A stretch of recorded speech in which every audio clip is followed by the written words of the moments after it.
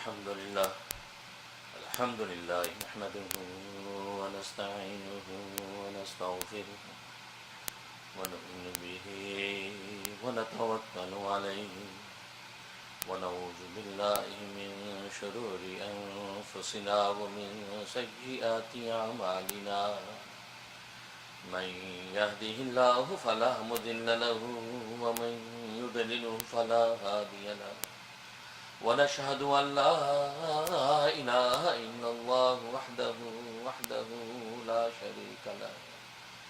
لا شريك له ولا نظير له ولا مثل له ولا مثال له ونشهد أن سيدنا وسندنا وشفيعنا وشفيع أمرنا وحبيبنا وحبيب ربنا ومولانا محمدا عبده ورسوله أرسله الله إلى كافة للناس بشيرا ونذيرا وداعيا إلى الله بإذنه وسراجا منيرا أما بعد فأعوذ بالله من الشيطان الرجيم بسم الله الرحمن الرحيم اهدنا الصراط المستقيم صراط الذين أنعمت عليهم غير المغضوب عليهم ولا الضالين. بزرگان محترم، برادران عزیز اور میری اسلامی بہنیں، میں عرض کر رہا تھا کہ عالم غیب سے سب سے پہلے صراط مستقیم انبیاء اکرام علیہ السلام کو عطا ہوتا ہے. انبیاء اکرام علیہ السلام کا پرتو صدیقین پر پڑتا ہے تو وہ صداقت کے مقام پر فائز ہوتے ہیں. صدیقین کا پرتو شہداء پر پڑتا ہے، ان کو شہادت کے مقام پر فائز کر دیا جاتا ہے. اور شہداء کا پرتو صالحین پر پڑتا ہے تو اللہ تبارک و تعالی ان کو ولایت کا مقام عطا کر دیتے ہیں. تو گویا کہ یہ چار طبقے اس طریقے سے بالترتیب چلتے ہیں. پہلا درجہ نبیین کا، پھر صدیقین کا، پھر شہداء، پھر صالحین. اور نبیین میں نے بتایا نبیین میں بھی مراتب ہیں، ان میں اولو العزم رسل، اور رسل میں سے سب سے جو شخص واحد سب سے بلند و بالا وہ محمد مصطفیٰ احمد مجتبیٰ نبی آخر الزمان، جو حقیقت محمدیہ کے ساتھ آئے. اور حقیقت محمدیہ اول بھی ہے اور آخر بھی ہے. سب سے پہلے اللہ تبارک و تعالیٰ نے سرکار دو عالم صلی اللہ علیہ وسلم کے نور کو پیدا فرمایا، اور پھر ان کا پرتو اپنے صدیقین پر پڑا.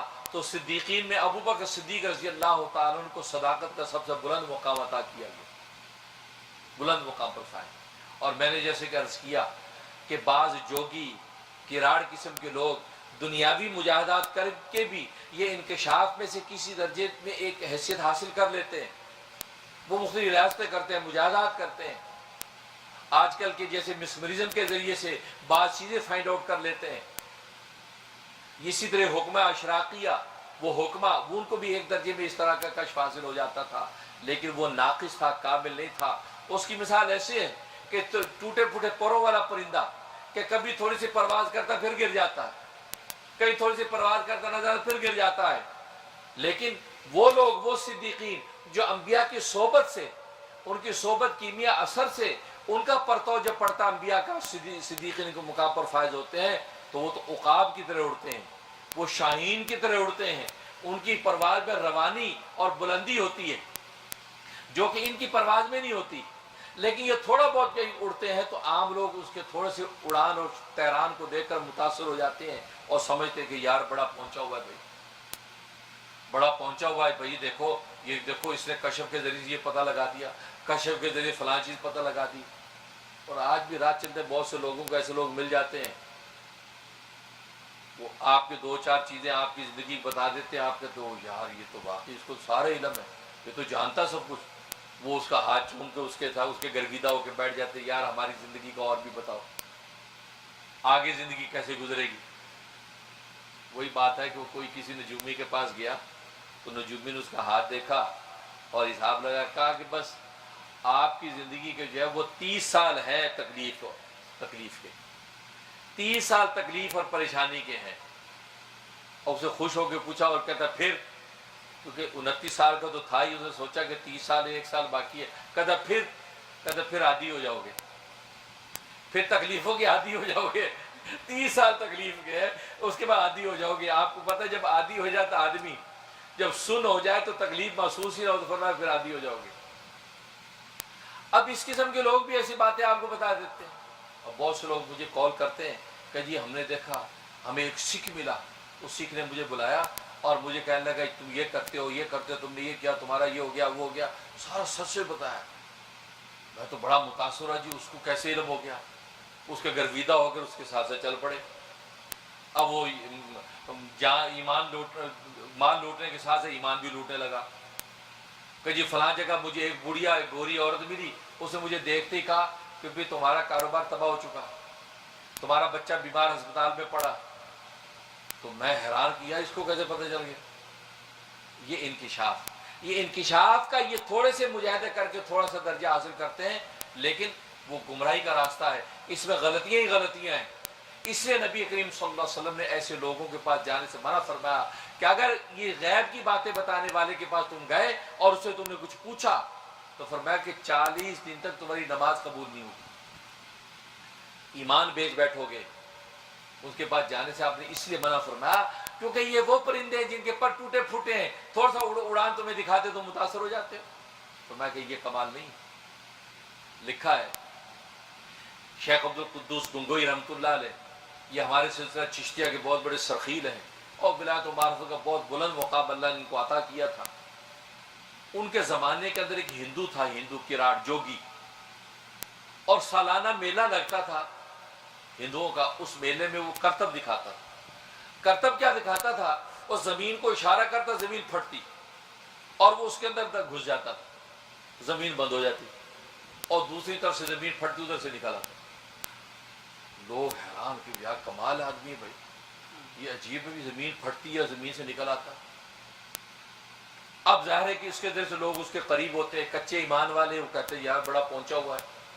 اور ایک بات یاد رکھو، جس کے پاس دین اسلام کی دولت نہیں اور رسول اللہ صلی اللہ علیہ وسلم کی سنت کی اتباع نہیں ہے، وہ اگر ہوا میں اڑ کے بھی تمہیں دکھا دے تو اس سے متاثر نہیں ہونا۔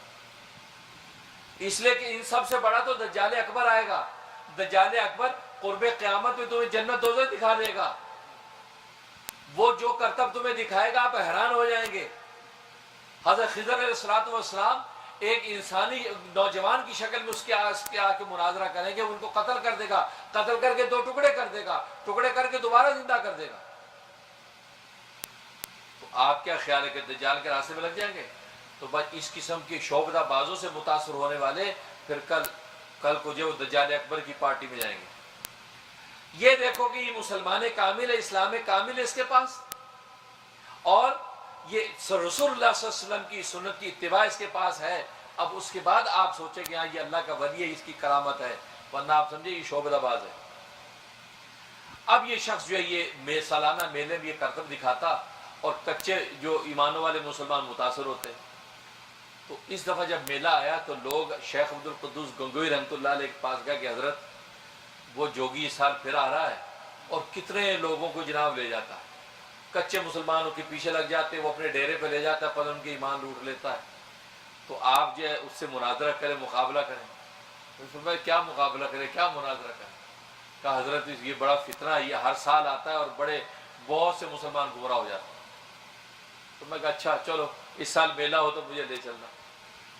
چلے گئے۔ اب مجھے میلہ لگا ہوا ہے، اب وہ جوگی کرتب دکھا رہا، دنیا کٹھی ہے۔ جوگی نے جناب زمین اشارہ کیا، زمین پھٹی، اندر گیا، دوسرے سے نکل آیا۔ حضرت نے سارا نظارہ دیکھا۔ اب مسلمانوں کا جی ہمارے حضرت آئے، ہمارے حضرت آئے، ان سے بات کریں۔ حضرت اس کو ملا، وہ بڑی تمطراق کے ساتھ وہ ملا آگے سے جوگی، ہاں جی کیا بات ہے؟ حضرت فرمایا کہ بھئی یہ کرتب تم دکھاتے ہو، ذرا ہم بھی تمہارے ساتھ کوئی کرتب کریں تو دکھاؤ ہمیں کرتب۔ کہا کہ آپ دکھائیں۔ حضرت فرمایا پہلے تو دکھا اپنا کرتب پھر ہم دکھائیں گے۔ کہ ٹھیک۔ تو اس نے وہی کیا، اشارہ کیا زمین پہ، زمین پھٹی اور زمین میں داخل ہوا۔ زمین جیسے بند ہوئی حضرت آگے بڑھے، حضرت کا کھونٹا تھا، کھونٹا اس کے اوپر گاڑا، کہا بھائی یہیں دفن ہو جا، آج تک نہیں نکلا۔ آج تک نکلا، دفن ہو گیا، ختم. فرمایا یہیں دفن ہو جا. فتنہ ختم ہوا. یہ ہے اللہ والے. یہ ان کو جو یہ صحبت ہے باولیاء، یعنی نبیوں کے پرتاؤ سے جو ان کو صدیق ان کو مقام حاصل ہے، وہ اس کے سامنے ٹھہر ہی نہیں سکتے، ٹھہر ہی نہیں سکتے.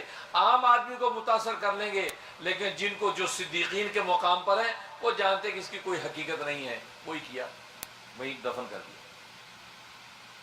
ایک مرتبہ حجت الاسلام حضرت مولانا قاسم نانوتوی رحمۃ اللہ علیہ، کچھ دشمنان اسلام نے ایک جنازہ تیار کیا اور جنازہ بنا کے لے آئے.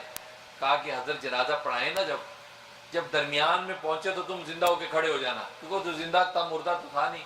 تم کھڑے ہو جانا، کھڑے ہو کے ناچنے لگ جانا، تو حضرت کی بے عزتی ہو جائے گی کہ یار یہ کیا ہوا. تو لوگ سارے کہتے ہم لوگ ہنس پڑیں گے. حضرت کا مذاق کرنا چاہا کہ حضرت نانوتوی رحمۃ اللہ علیہ نے پنڈت دیانت سنگھ سرسوتی جو ہندو آریہ سماج کا بانی تھا، اس کو جگہ جگہ مناظرے میں جب منہ توڑ جواب دے کے ہرایا تھا، اور حضرت کا بڑا مقام. تو دشمنان اسلام نے سوچا کہ حضرت کو نیچا دکھائیں، مذاق بنائیں. جنازہ بنا کے لیا کہ حضرت جنازہ پڑھا دیا. چلو صفیں لگ گئیں.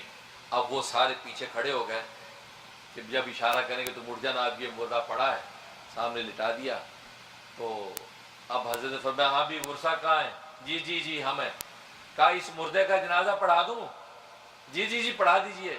فرمایا اس مردے کا جنازہ پڑھا دوں؟ جی پڑھا دیجئے. فرمایا تیسری مرتبہ پھر کہا اس مردے کا جنازہ پڑھا دوں؟ جی پڑھا دیجئے.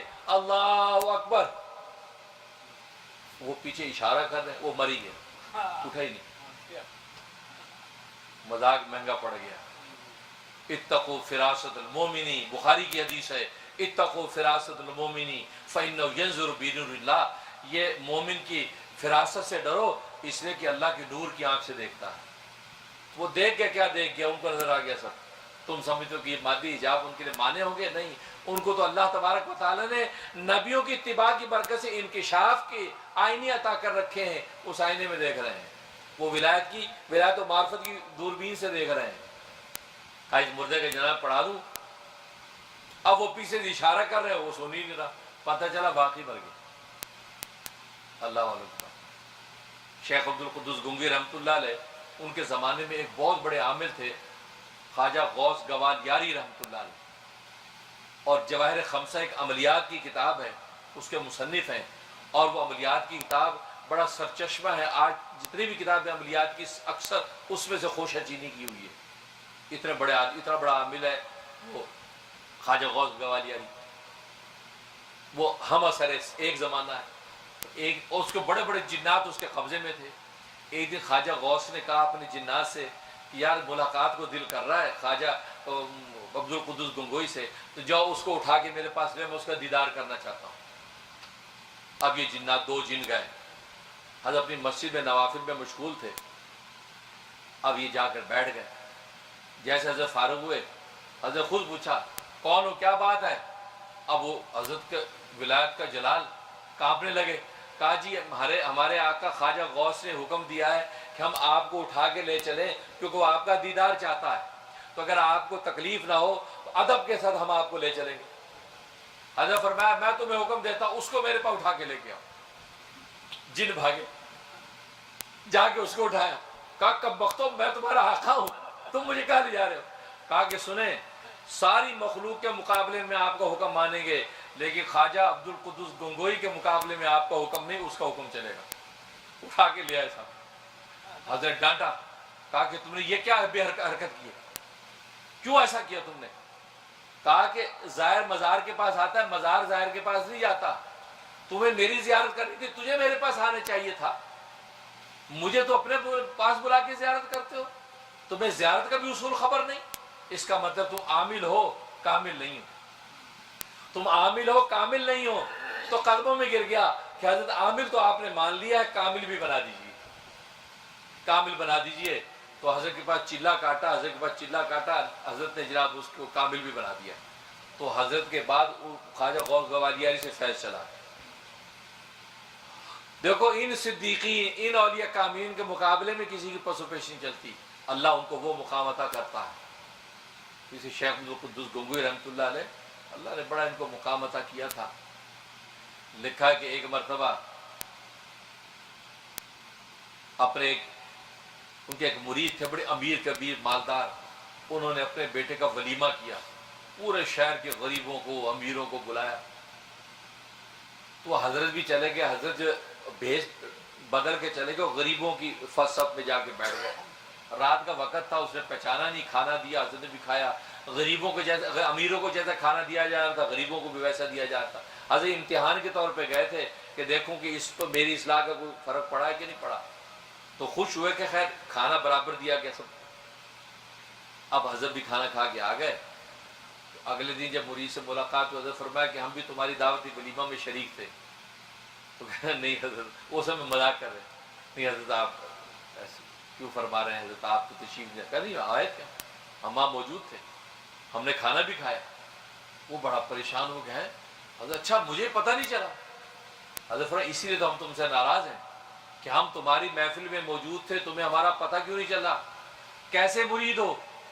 کہا جی حضرت آپ تھوڑا سا اشارہ کرتے تو مجھے پتہ چل جاتا کہ آپ آئے ہیں۔ فرمایا کہ وہ کیسے مرید ہو، اس کا مطلب وہ محبت کامل نہیں، تمہیں میری خوشبو سے پتہ چل جانا چاہیے تھا کہ محفل میں میرے شیخ آئے۔ اتنی محبت اپنے پیر و مرشد اپنے شیخ کے ساتھ ہونی چاہیے کہ اگر بھیس بدل کے بھی اگر تیری محفل میں بیٹھا ہے تو تجھے اپنے شیخ کی مہک آنی چاہیے کہ میرا شیخ یہاں بیٹھا ہے۔ یہ پیری مریدی کا مقام ایسے نہیں ملتا، میں خوشبو سے پتہ چلتا۔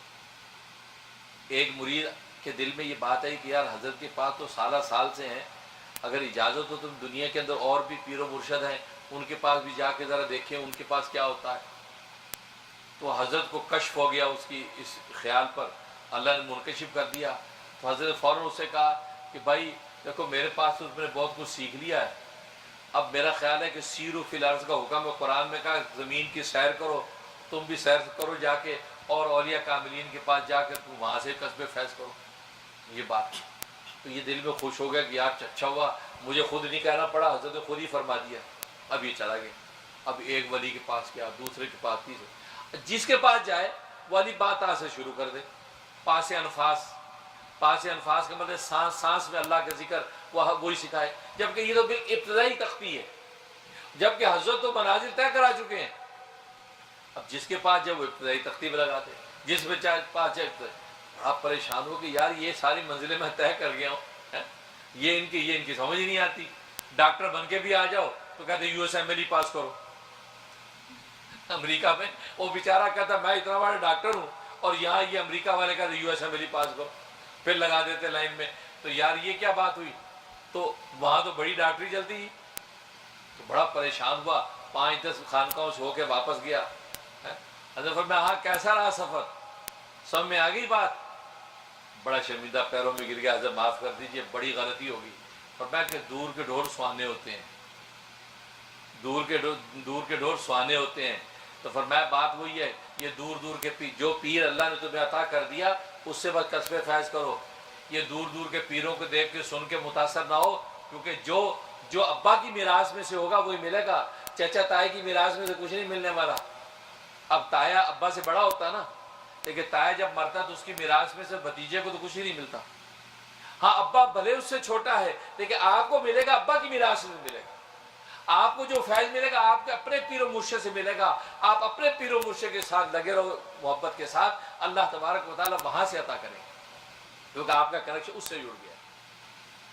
اس کے بعد مرید سے کہا وہ کونے میں بیٹھ جاؤ اور اللہ اللہ کرو اور یکسو ہو کر خدا کو تلاش کرو، خدا ہر جگہ ہے، ہر جگہ سے ملے گا، تم یہ زیادہ ادھر ادھر کے وسیلے سے سب میں آ گئی۔ تو یہ انکشاف، یہ کشف کی دولت اللہ تبارک و تعالیٰ ان اولیاء کاملین کو عطا کی کہ جس کے ذریعے یہ چیزیں ان پر کھل جاتی ہیں۔ لیکن چونکہ انبیاء کرام علیہم الصلوۃ والسلام کے پرتو سے ہی چلتے ہیں، ان کی اتباع سے چلتے ہیں، اس لیے غلطی کا امکان نہیں ہوتا، ٹھوکر نہیں کھاتے۔ لیکن میں جیسے بتایا جو مادی ذرائع کے ذریعے سے انکشاف حاصل کرنے کی کوشش کرتے ہیں تو وہ کہیں نہ کہیں ٹھوکر کھا جاتے ہیں، اور ان اولیاء کاملین کے سامنے ان کی کوئی قیمت ہی نہیں۔ اس لیے اور میں نے بتایا تھا کہ دوسرا طریقہ استدلال، قوت نظریہ کی تکمیل 2 طریقے سے ہوتی ہے، ایک انکشاف کے ذریعے سے اور دوسرے استدلال کے ذریعے سے، عقلی دلائل کے ذریعے سے، مشاہدے کے ذریعے سے، تجربے کے ذریعے سے اللہ تبارک و تعالیٰ اس میں ترقی عطا کرتے ہیں۔ اور ظاہر ہے کہ دنیا کے اندر انسان جو ہے وہ دلائل کے ذریعے سے بھی اپنے نتیجے پر پہنچتا ہے، تو استدلال کی طاقت سے اللہ تبارک و تعالیٰ یہ مقام جو ہے وہ عطا فرماتے ہیں، لیکن یہ ذریعہ بھی کمزور ہے استدلال کا، اس لیے کہ استدلال کے ذریعے کے اندر دلیل پر کوئی نقض وارد ہو سکتا ہے، آپ کے دعوے پر کوئی نقض وارد ہو سکتا ہے، اور انسان اگر جیسے جیسے انسان بوڑھا ہوتا ہے تجربہ اس کا بڑھتا جاتا ہے، لیکن حواس اس کے معطل ہوتے جاتے ہیں، حافظہ کمزور ہوتا جاتا ہے، ابھی کی چیز بھول جاتا ہے، تو تجربہ تو بہت ہوا لیکن عقل کمزور ہو گئی، اعصاب کمزور ہو گئے، تو نتیجہ کیا، کہیں نہ کہیں نقص اس کے اندر وارد ہوتا رہا۔ اس لیے استدلال کے ذریعے سے منزل پہ پہنچنا یہ بھی کہ ہر ایک کی بس کی بات نہیں۔ مشاہدہ انسان کا خطا کہا جاتا ہے۔ آپ صبح شام مشاہدہ کرتے ہیں، آپ اپنی ریل گاڑی میں بیٹھے ہوں اور ساتھ کی ریل گاڑی چلنے لگیں تو آپ کو ایسا لگتا ہے میری ریل گاڑی چل رہی ہے، بلکہ بعض دفعہ تو آپ کے یہاں یا وہ اسٹاپ سائن پہ آپ کھڑے ہوں تو آپ کو ایسا فیل ہوتا ہے۔ کوئی ہمارے ساتھ ہوا، کئی دفعہ گاڑی بیٹھے ہیں، اب ساتھ بھی گاڑی کھڑی، اب ساتھ والی ریورس ہو رہی ہے، کسی وجہ سے تھوڑی سی ریورس ہو رہی ہے اور آپ گھبرا جائے، یار میری گاڑی ریورس کیوں ہونے لگی؟ کیونکہ آپ اپنے مشاہدے میں اتنے کمزور ہیں کہ آپ اپنی گاڑی اور ریل گاڑی کے اس چلنے کا تصور جو تعین نہیں کر سکتے۔ اس کا مطلب آپ مشاہدے کے ذریعے سے نتیجے پر پہنچ ہی سکتے، عقل کے ذریعے سے فیصلہ آپ نہیں کر سکتے، تجربے کے ذریعے سے آپ منزل پہ نہیں پہنچ سکتے۔ ہاں، وحی کے نور کے ذریعے سے جو انبیاء اکرام علیہ الصلوۃ والسلام کے ذریعے سے امت تک پیغام پہنچتا ہے، فرمایا اس کے ذریعے سے آپ کو منزل ملتی ہے۔ تو یہ دوسرا طریقہ استدلال۔ اور دوسری قوت جو میں نے بتائی تھی، قوت نظری، دوسری قوت عملی۔ قوت عملی کا مطلب یہ کہ آپ کسی کے قول کے نتیجے پر پہنچ کر یقین کر لیتے ہیں کہ بھائی یہی ہے۔ جیسے انبیاء کرام علیہ الصلوۃ والسلام نے کہہ دیا کہ آخرت ہے، جنت ہے، بس آپ نے یہ کہتے ہی آپ ایسا یقین کر لیا گویا کہ آپ جنت کے دروازے پہ کھڑے ہیں، جنت کے دروازے پہ کھڑے ہیں۔ یہ قوت عملی، یہ قوت عملی جس کی اتنی کامل ہو جاتی ہے وہ شہید ہے۔ شہید بھلے زندہ بھی ہو لیکن وہ اپنے ایمان اور تصور میں اتنا کامل ہے کہ نبی نے کہا کہ جنت ہے، اس کہنے کے نتیجے پر وہ ایسا پہنچ جاتا ہے اپنے عقیدے اور دل کی آنکھ سے کہ ایسے جیسے جنت کے دروازے پر کھڑا۔ اس کو شہید کہتے ہیں، بھلے وہ زندہ ہو، کیونکہ شہید کے لیے مرنا ضروری نہیں کہ آپ سے مر گیا آپ شہید ہو، نہیں۔ جو اس مقام پہ پہنچا اور کہ جنت اس کے سامنے نظر آ رہی ہے، اب وہ اپنی جان تک قربان کرنے کے لیے بھی تیار، اپنے جو ہے وہ ایمان کی آنکھ اتنی اس کی کامل ہو گئی ہے کہ قوت عملی میں کہاں سے کہاں پہنچتا ہے۔ فرمایا کہ یہ شہادت کے مقام پر فائز ہو گیا، اللہ تبارک و تعالیٰ اس کو ایسی حیات جاویدانی عطا کر دیتے ہیں کہ جو زندوں کو بھی حاصل نہیں ہوتی۔ اس لیے قرآن کریم میں کہہ دیا لا تقولوا لمن یقتل فی سبیل اللہ اموات، جو اللہ کے راستے میں قتل کر دیے گئے تو فرمایا کہ اس کو مردہ نہ کہو، بل احیاء، بلکہ وہ زندہ زندہ۔ دوسرے مقام پر ولا تحسبن الذین قتلوا، تمہیں یہ گمان کرنے کی بھی اجازت نہیں ہے کہ جو اللہ کے راستے میں شہید کر دیے گئے ہوں ان کو تم مردہ سمجھو، نہیں۔ نہ زبان پہ لانے کی اجازت کی مردہ ہے، نہ گمان میں لانے کی اجازت کی مردہ ہے۔ کیوں؟ اس لیے کہ وہ نبی کے کہنے پر نتیجے پر اس طرح پہنچ گئے دل کی آنکھ سے کہ جیسے کہ وہ نتیجہ ان کے سامنے کھڑا۔ جیسے حضرت علی مرتضیٰ باب العلم والقضاء وہ فرماتے ہیں کہ قسم اس ذات کی جس کے قبضہ قدرت میں میری جان ہے کہ سرکار دو عالم صلی اللہ علیہ وسلم کے کہنے پر ہم آخرت پر ایسا یقین رکھتے ہیں، ایسا یقین رکھتے ہیں کہ اگر اللہ تبارک و تعالیٰ آسمان کے پردے چاک کر کے ہمیں آنکھوں سے آخرت دکھا دے، جنت دکھا دے، دوزخ دکھا دے، عالم غیب ہمیں دکھا دے، تو ہمارے ایمان کے اندر ایک رتی بھی اضافہ نہیں ہوگا، کیونکہ نبی کے کہنے پر اس درجے کا ایمان لے آئے ہیں کہ اب اگر جنت نظر بھی آ جائے تو ہمارے ایمان میں کوئی اضافہ نہیں ہونے گا۔ جو نبی کے قول پر، نبی کے کہنے پر ہی اس مقام ایمان پر پہنچ گئے کہ ان کو جنت گویا کہ نظر آ رہی ہے، فرمایا یہ ہے وہ مقام شہادت کہ جو ہر ایک کو حاصل نہیں ہوتا۔ جیسے لکھا ہے ایک غزوے سے سرکار دو عالم صلی اللہ علیہ وسلم واپس آ رہے تھے تو ایک یہودی نے کہا کہ الجھ گیا، آپ سے بات کر رہا، آپ اکیلے بات کرتے۔ ایک صحابی نے کان لگا کہ بات کیا ہو رہی ہے، تو بات یہ ہو رہی، یہودی نے کہا جی میرا قرضہ واپس کریں۔ تو رسول اللہ صلی اللہ علیہ وسلم فرمایا کہ میں نے تمہارا قرضہ واپس کر دیا، میں تمہارا قرضہ دے دیا۔ کہا نہیں جی نہیں، گواہ دکھائیے، کب دیا آپ نے؟ اب الجھ گیا۔ اب اس صحابی نے جب یہ بات سنی فوراً آیا کہ یا رسول اللہ میں گواہی دیتا ہوں کہ آپ نے اس ظالم کا قرضہ واپس کر دیا ہے. تو وہ جھٹ سے بولا میاں تم کہاں سے گواہی دے رہے ہو؟ اس وقت تو کوئی گواہ تھا ہی نہیں، تم کہاں سے گواہی دے رہے ہو؟ تو نبی نے فرمایا کہ ہاں میاں تم گواہ تو ہوتا ہے کہ جو آنکھ دیکھ رہا ہے، چشم دی، تم کہاں سے گواہی دے رہے ہو؟ تم تو تھے نہیں، تم کیسے کہہ رہے ہو کہ میں نے دے دیا قرضہ؟ اب سنو صحابی کیا کہتا ہے. کہا کہ اللہ کے رسول، رب کعبہ کی قسم، اگر میں اپنی آنکھوں سے آپ کو دیکھ لیتا ہو سکتا کہ میں یہ سوچتا میری آنکھ نے دھوکہ کھایا ہے، لیکن جب آپ کی زبان سے میں نے یہ سن لیا کہ آپ نے کہا میں نے قرضہ دے دیا، تو خدا کی قسم لاکھ دفعہ گواہی دینے کو تیار ہوں کہ محمد جھوٹ نہیں کہہ سکتے، محمد نے حق کہا ہے، باقی محمد نے قرضہ دے دیا ہے. میں ایک دفعہ نہیں 1000 دفعہ گواہی دینے کو تیار. یہ ہے وہ ایمان، یہ وہ ایمان کہ نبی نے کہا کہ میں نے دے دیا، صحابی گواہی دینے کو تیار ہے کہ آنکھیں دھوکہ کھا سکتی ہیں لیکن محمد کی زبان سے جھوٹ خارج نہیں ہو سکتا. محمد کی زبان سے نکلے گا تو حق ہی نکلے گا. بس یہ بات سنی رسول اللہ صلی اللہ علیہ وسلم خوشی سے تمتما گیا. فرمایا کہ لوگوں سنو، گواہ کا اصول یہ کہ 2 گواہ ہونے چاہیے اور یہ ایک ہے. اس نے آج ایسی گواہی دی ہے کہ محمد نے اس ایک کو 2 گواہوں کے برابر قرار دے دیا. اب اگر کسی مقدمے میں یہ اکیلا گواہی دے تو تم اس کو 2 گواہ سمجھنا. اس نے آج ایسی گواہی دی ہے خدا کی قسم کہ اس کو ہم نے 2 کے برابر قرار دیا. اور وہ کب کام آئی؟ جب قرآن کریم کی یہ تدوین ہو رہی تھی، قرآن جمع کیا جا رہا تھا، تو اصول یہ بنایا گیا کہ بھئی جو قرآن کریم لے کے آئے گا، چمڑے پہ لکھا ہوا، پتے پہ لکھا ہوا، درخت کی چھال پہ لکھا ہوا، تو اپنے ساتھ گواہ لے کے آئے. 2 آدمی آ کے گواہی دیں گے ہاں جی یہ اس وقت لکھا تھا یہ قرآن کی آیت. یہ صحابی آئے تو ایک آیت لائے، اکیلے ہیں، ساتھ اور گواہ نہیں ہیں. انہوں نے آ کے دکھایا جی یہ آیت اس وقت لکھی تھی یہ بھی.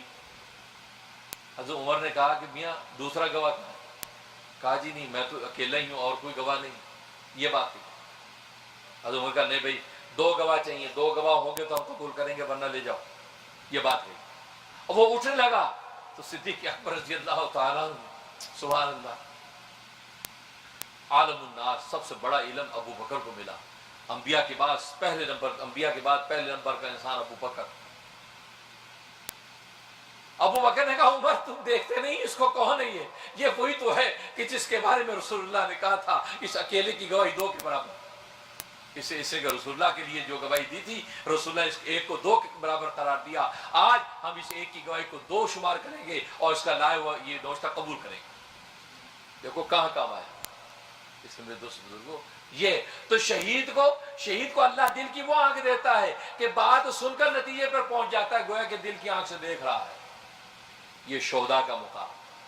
اس کے بعد جو بھی شہداء کے طرز عمل پر چلتا ہے اس کی اتباع کرتا ہے، اگرچہ وہ مقام حاصل نہیں ان کو مشاہدہ کا، لیکن وہ اس کی طرز عمل اتباع پہ چلتا ہے. اس اتباع کی وجہ سے اللہ تبارک و تعالیٰ اس صالحین کو اس کو ولایت و معرفت کا مقام عطا کر دیتے ہیں تو وہ صالحین کے درجے میں پہنچتا ہے. گویا کہ نبیین، صدیقین، شہداء اور صالحین یہ 4 طرح کے وہ طبقے ہیں کہ جو منعم علیہم ہیں کہ جن پر اللہ تبارک و تعالیٰ کے انعام ہوا ہے. فرمایا ان میں سے جس کا بھی زمانہ تمہیں مل جائے اس کے دامن کے ساتھ تم وابستہ ہو جاؤ گے تو آسانی کے ساتھ منزل پر پہنچ.